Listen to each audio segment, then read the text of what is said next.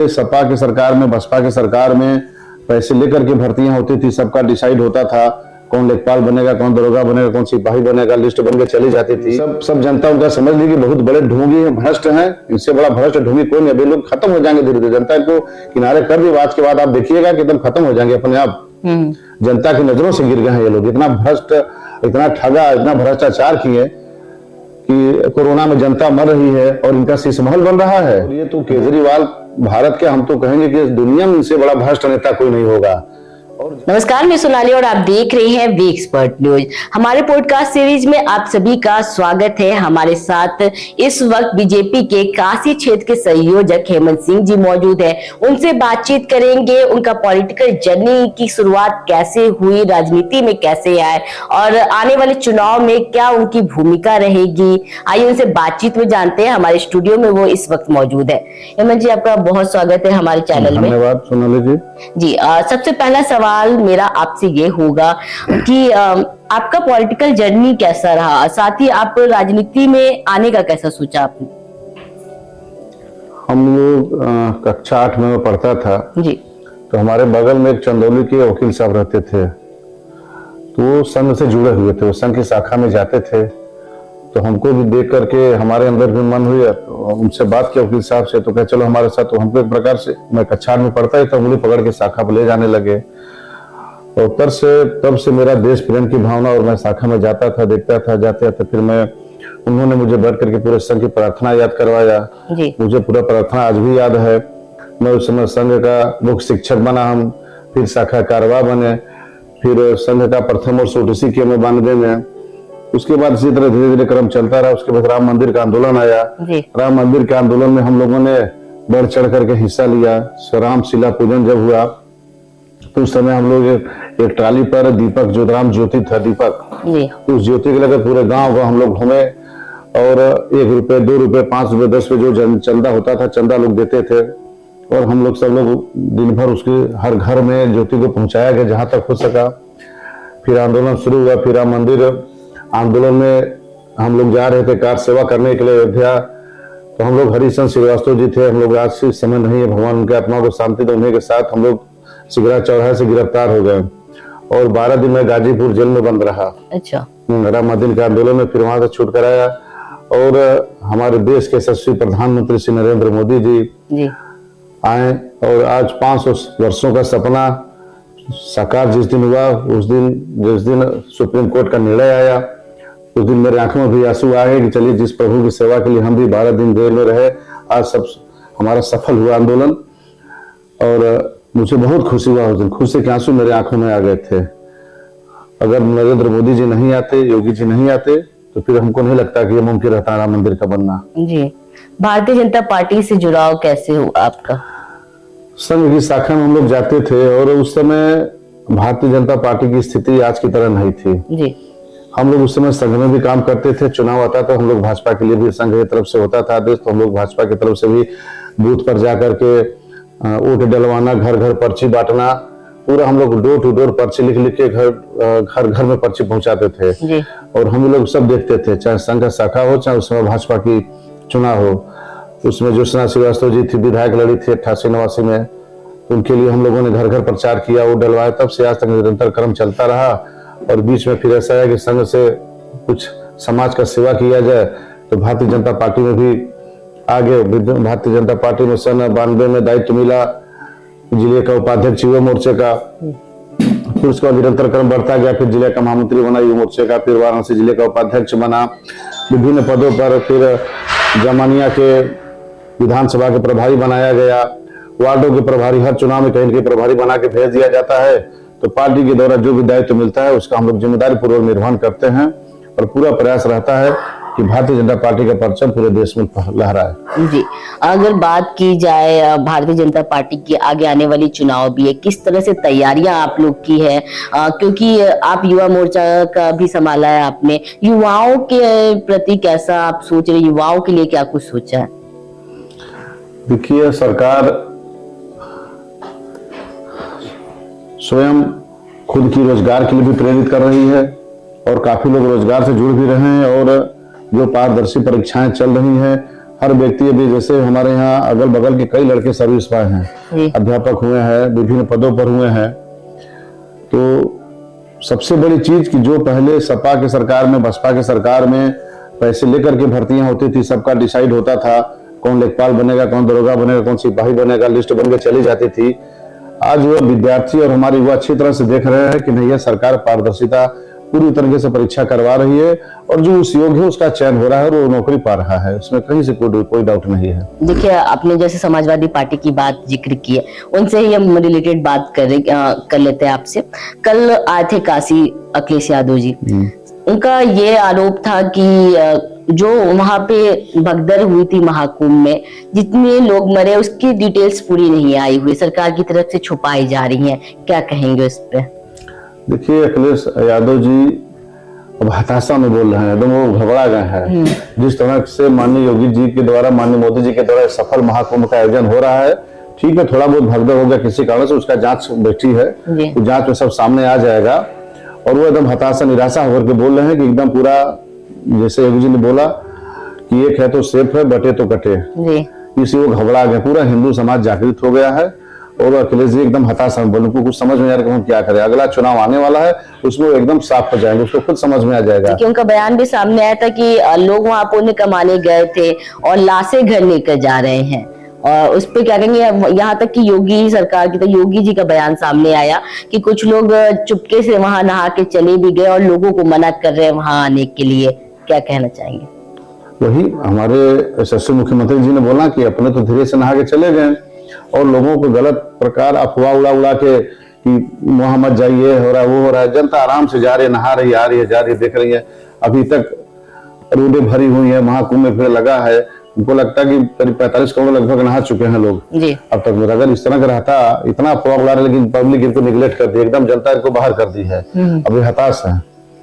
जिस तरह से आंकड़े सामने आ रहे हैं, मुख्यमंत्री योगी आदित्यनाथ ने भी अपने बयान में बोला, भाषण में बोला कि करीब अभी 50 करोड़ से अधिक लोग, जो जनता है वहां पे प्रयागराज कुंभ में स्नान कर चुकी है। ये जब हमारे द्वारा, रिपोर्ट जर्नलिस्ट द्वारा अखिलेश यादव जी से पूछा गया, उनका सवाल था ये आंकड़े बहुत कम है, आप लोग 60 करोड़ बताइए। एक तंज कसा गया, कह रहे इससे भी अधिक आंकड़े सामने आ जाएंगे, पर उतने लोग नहीं गए स्नान करने, क्या बोलेंगे इस पर? देखिए, मैं आपसे क्या कहा कि वो अखिलेश यादव जी एकदम हताश, उनको कुछ समझ नहीं आ रहा है। जो मन में आ रहा है वो बक रहे हैं, लेकिन सब जनता है, देख रही है, जनता ही जनार्दन है। देखिए, आगे आने वाला चुनाव भी है 2027 की बात की जाए, जो 2024 के चुनाव की, काशी की अगर बात की जाए, प्रधानमंत्री नरेंद्र मोदी जो यहाँ से 3 बार सांसद बन चुके हैं अभी, तो इस बार की अगर वोटिंग की बात की जाए, बहुत कम पिछली बार के अकॉर्डिंग आए वोट, क्या कारण रहा? और यूपी में भी अगर सीट बात की जाए तो गठबंधन हर जगह देखने को मिला, उसकी उनकी बॉन्ड, तो क्या लगता है 2027 में इसका इफेक्ट होगा?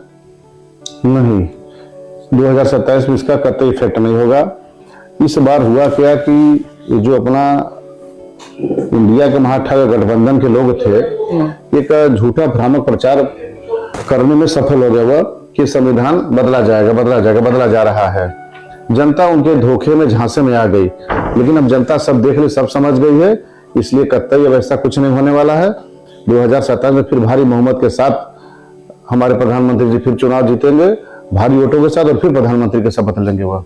इस बार क्या कुछ मुद्दा रहेगा 2027 को लेकर? क्योंकि विपक्ष तो हमेशा तंज कसते आ रहा है, क्योंकि लोग, जो युवा है उनको रोजगार नहीं मिल रहा है, डेवलपमेंट नहीं हो रहा है। अगर काशी की बात की जाए, करोड़ों का सौगात देकर प्रधानमंत्री आते हैं, देते हैं, पर कुछ काम नहीं हो रहा है। ऐसा विपक्ष बार बार निशाने साध रहे हैं, क्या बोलेंगे? ऐसा विपक्ष क्या कर रहा है, वो तो हताशा बोल रहा है, या जनता देख रही है कि जिस धर्म से माननीय देश के सचिव प्रधानमंत्री मोदी जी ने विकास का कार्य करके तब वो राजनीति कर रहे हैं और जनता की सेवा कर रहे हैं। आप पूरे देश में चले जाइए, रोड का नेटवर्क में आप चले जाइए, या रेल के नेटवर्क में आप चले जाइए, किसी भी नेटवर्क में आप जाइए, जितने स्टेशन पूरे भारत की मैं बात कर रहा हूँ, कोई स्टेशन आप बता दीजिए कि जहां पर काम ना हो रहा हो और उसका विकास ना हुआ हो। कहीं से पूरे 790-96 जिला पूरे भारत में है, थोड़ा आगे पीछे हो सकता है, लेकिन कोई जिला ऐसा है जहां नहीं कि जहां काम ना हुआ हो इस भारत सरकार के द्वारा।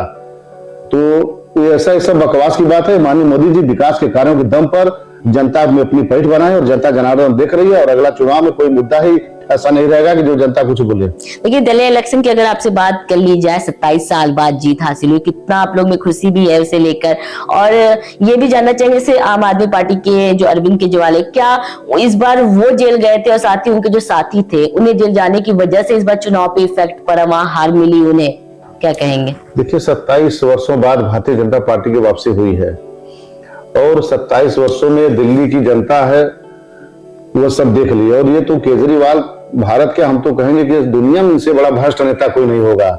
और जनता, दिल्ली की जनता सब देख ली, अपने को बहुत ठगा महसूस कर रही थी कि हमारे साथ छल हो रहा है, इसलिए उनको इस बार सत्ता से बाहर कर दिया और भारतीय जनता पार्टी आई है। अब दिल्ली का विकास देखिएगा किस ढंग से होगा, दिल्ली कहां से कहां तक जाएगी विकास के मामले में। और जो भ्रष्टाचार किए हैं, जांच चल रहा है, जिसका जो होना होगा वो जांच एजेंसी अपना काम करे, उनका काम जाएगा, जिसको जेल जाना होगा जाएगा, जेल जाने का काम किया तो जेल तो जाना ही पड़ेगा। जी, तो उनका ये कहना है कहीं ना कहीं कि हाँ, बीजेपी की वजह से, भारतीय जनता पार्टी के लोगों की वजह से उन्हें जेल जाना पड़ गया। आरोप लगाया उनके जो बाकी साथी हैं वो किसी चीज में नहीं थे, विलिप्त नहीं थे, तो जिसकी वजह से भी उन्हें जानबूझ के ऐसा किया गया इलेक्शंस को देखते हुए। अगर भारतीय जनता पार्टी की वजह से हुआ तो सुप्रीम कोर्ट, हाई कोर्ट बैठे हैं हमारे जस्टिस महोदय लोग, वो नहीं देख रहे हैं? सीबीआई हुआ, ईडी हुआ, सब फाइल देख रहे हैं सामने, क्या क्या कमेंट किए सुप्रीम कोर्ट, आप पढ़िए, पूरा देखिए है। जी जी, तो लोगों को शर्म आना चाहिए सब कहने में।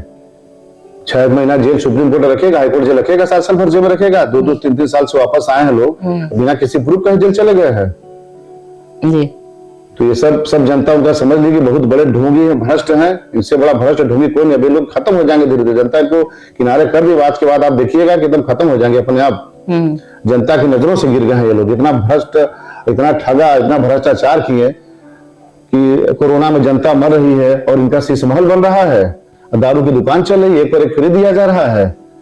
योगी जी का बयान सामने आया था कोरोना की, अगर आपने बात की तो उस पे ही आया था कि लोग कोरोना के वैक्सीन के लिए भी, जो विपक्ष है बार बार बोल रही थी मत लगवाइए, और उन्होंने खुद लगवाया था, उसे लेकर क्या कहेंगे?